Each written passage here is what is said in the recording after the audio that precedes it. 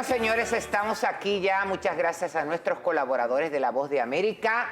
Los looks del día, y para hablar de moda lo vamos a dejar más adelante, porque vamos a recibir en este momento a una colaboradora de esta casa que siempre trae esas informaciones tan puntuales y tan necesarias.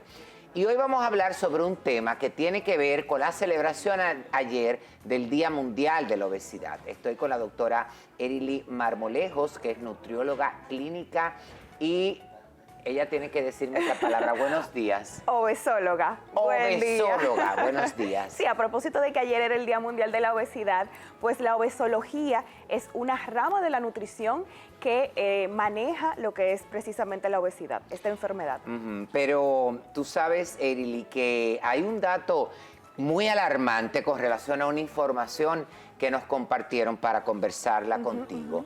Y estamos hablando, señores, de que un 68% de los dominicanos tiene un índice de masa corporal alto. De ellos, un 32% con obesidad. Así es, son cifras alarmantes, y lo más alarmante de esta situación es que va increciendo. Desde los años 80 hemos visto cómo esta pandemia de la obesidad ha ido aumentando en números de forma desproporcionada.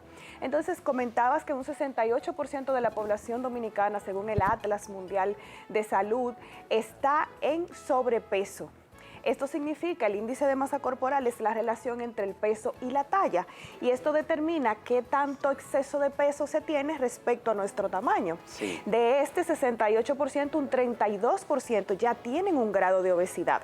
Y esto significa que la obesidad, siendo una enfermedad crónica, que eso es muy importante aclarar, a veces pensamos que la obesidad es tener un exceso de grasa y punto, y que esa grasita está ahí, me incomoda con la ropa, pero realmente ese tejido adiposo se enferma. Es un tejido adiposo que secreta hormonas inflamatorias, y por eso decimos que la obesidad es una enfermedad crónica inflamatoria con implicaciones metabólicas. Aunque tú lo tienes muy claro, pero para todos nuestros televidentes, vamos a ponérselo en un lenguaje más llano. ¿Cuándo sabemos que hay una obesidad? ¿Porque el porcentaje de grasa es muy alto o porque el peso de la persona también es muy alto? Eso es muy importante, saber diferenciar esto, porque el índice de masa corporal me dice qué tanto peso tengo por encima de mi talla, pero ¿cómo yo sé si ese peso por encima es grasa o es músculo? Entonces, para eso yo tengo que hacer una evaluación nutricional, antropométrica, mediciones, donde los nutriólogos hacemos una serie de medidas que nos permiten identificar de ese peso qué es grasa, qué es músculo. Porque si yo tengo un exceso de peso pero a base de músculo, eso está muy bien, eso es lo que buscamos, pero cuando y es a expensas de tejido adiposo. Pero ¿cómo lo identificamos? Fácilmente, también visiblemente podemos observar un abdomen prominente, grasa en los miembros superiores e inferiores, y cuando hacemos pruebas analíticas vemos un perfil de colesterol alto, triglicéridos elevados, grasa en el hígado. Entonces, todo eso son indicadores de que ese exceso de peso es a expensas de grasa. Tú decías una cosa muy importante con relación a este tema específicamente de cómo nos vamos a dar cuenta. Pero tú sabes que antes de continuar con el tema, yo te quiero preguntar, ¿cuál es la diferencia entre un nutriólogo y un nutricionista? Mira, nosotros ambas ramas nos dedicamos al manejo dietético de enfermedades, al control de peso, a mejora de la salud en general, pero en este país el nutriólogo es médico. Los nutriólogos somos médicos que posteriormente nos especializamos en el área de la nutrición, en mi caso en obesología, en nutrición deportiva, hay otras ramas de la nutrición. El nutricionista se forma como licenciado en nutrición y dietética y tiene funciones un poco más relacionadas a servicios de alimentación, por ejemplo, se van mucho por el área de nutrición deportiva, pero es básicamente la formación. Ok, eso es muy... Sí, es interesante porque los términos se porque la verdad es que yo estaba confundido, y tú me has aclarado con relación a eso. ¿Cuándo nos damos cuenta? Aclararle a la gente que esto es miércoles de ceniza, que tengo ceniza, no es sucio. Mira, cuando el porcentaje de grasa entre un hombre y una mujer, por supuesto, es muy diferente. Cuando estamos hablando de obesidad, mira, ¿cuándo tenemos que ponernos alerta ya? Un signo muy claro y preciso y que todo el mundo en la casa puede identificar es el abdomen.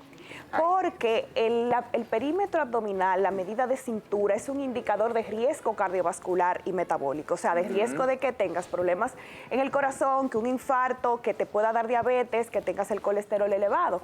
¿Cómo yo mido? Hay parámetros específicos. En la mujer, cuando usted se mide a nivel de la cintura y tiene un perímetro por encima de 88 centímetros, ya hablamos de una obesidad abdominal. Y en el hombre, cuando medimos esta cintura y tiene por encima de 102 centímetros, es una obesidad abdominal. Y este es un indicador de un exceso de tejido graso que está poniendo en riesgo la salud. O sea que fácilmente todo el mundo tiene 1 centímetro en la casa, puede tomarse esa medida y puede determinar, bueno, si tengo un valor por encima, voy a buscar ayuda. Porque de aquí es muy importante, Francisco, saber que la obesidad es una enfermedad que predispone a otras enfermedades. Entonces, no es simplemente bajar de peso, es limitar el desarrollo de diabetes, de hipertensión, de enfermedades osteoarticulares, de cánceres y de enfermedades en todos los sistemas corporales. Sí, y sobre todo, señores, tiene que ir donde un profesional, déjese de estar inventando, Claro. buscando en Google, de que dieta para bajar el porcentaje de grasa corporal. Óigame, para eso... si yo me voy a consultar con ella, lo primero que ella me va a mandar a hacer son analíticas. Eso es porque vital. de ahí va a depender. Ustedes no escucharon que ella habló que esta cuestión de la obesidad está muy relacionado a afectar algunos órganos, algunos... y como sobre todo en las analíticas sale muy disparado todo. Cualquier alteración que haya. Entonces, el manejo debe ser individualizado. Esas dietas que encontramos en internet son generalizadas, son para todo el mundo, no va a aplicar para una persona en específico. La base del tratamiento de la obesidad es el manejo dietético y el ejercicio, o sea, la mejora de la alimentación y la actividad física, pero sabemos que hay otras herramientas para el control de peso, desde medicamentos, procedimientos bariátricos, pero todo eso debe ser seleccionado en pacientes específicos después de una evaluación. Entonces, lo que realmente nos va a funcionar es cambio de estilo de vida, porque la persona que ha hecho muchas dietas lo sabe. Hace dieta, pierde peso, vuelve y lo gana. Se puso un medicamento, pierde peso, vuelve y lo gana. Hasta que no haga un cambio definitivo de hábitos, de estilo de vida, va a mantenerse en ese sube y baja, en ese efecto yo-yo, como nosotros le llamamos. Sí, yo siempre he dicho que ustedes, los nutriólogos, los nutricionistas, todo el que tiene que ver con esa área, deben de trabajar de la mano con terapeutas, con psicólogos, porque yo creo que la parte fundamental para cambiar, para reprogramarnos, tiene que empezar aquí. Definitivamente, y sabemos que en cuanto al hambre, por ejemplo, hay un componente emocional, esa ansiedad que la gente maneja. Yo siempre tengo ansiedad, doctora, póngame una pastilla. Eso es de las cosas que me dicen todos los días en consulta. Pero ¿de dónde viene esa ansiedad? Hasta que yo no identifique y aprenda a canalizar esa ansiedad, que no sea a través de la comida, voy a recurrir siempre a ese lugar seguro de comer cuando siento alguna situación estresante. Entonces, por eso que tú mencionas es de vital importancia. El apoyo psicológico es parte también del manejo de la obesidad de forma exitosa. Mire, nosotros estamos hablando basado en un estudio de la Federación Mundial de Obesidad. Es decir, y además en conjunto con diferentes organismos como el Instituto de Métricas de Salud o la Organización Mundial de la Salud. Para el 2030, el sobrepeso y la obesidad en la República Dominicana, tanto en hombres como mujeres, va a ser alarmante. Es que nosotros conocimos la palabra pandemia con el COVID. Pero la obesidad es una pandemia hace muchos años, la diabetes también. De hecho, se habla de la diabesidad porque hay una relación estrecha entre obesidad y diabetes tipo 2. Entonces, esa relación, esa sinergia que se da cuando se dan ambas enfermedades, da el traste con la vida del paciente, con la calidad de vida del paciente. Yo te quería preguntar un mito que la gente siempre anda diciendo. ¿Y es verdad que el estómago que se agranda y vuelve y se pone pequeño? Mira, el estómago sin tiene... operación. alimentación, estoy hablando Sí. de la ingesta de alimentos. Tiene capacidad expansiva, elástica, entonces él aguanta lo que se le dé. Y a medida que más se consume alimento, grandes cantidades, su estómago se va poniendo de verdad que más grande. Ahora, ahí también está el factor psicológico que mencionábamos. Hay personas que hasta que no se sienten hasta su tope, pues no dejan de comer. Cuando reeducamos a ese paciente, que aprende a comer las porciones adecuadas, entonces aprende a no llevar ese estómago al límite.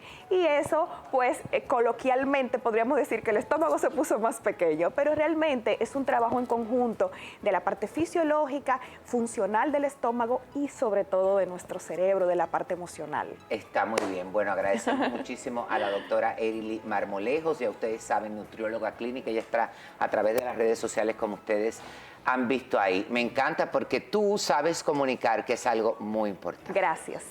Nosotros vamos a una pausa y al regreso continuamos.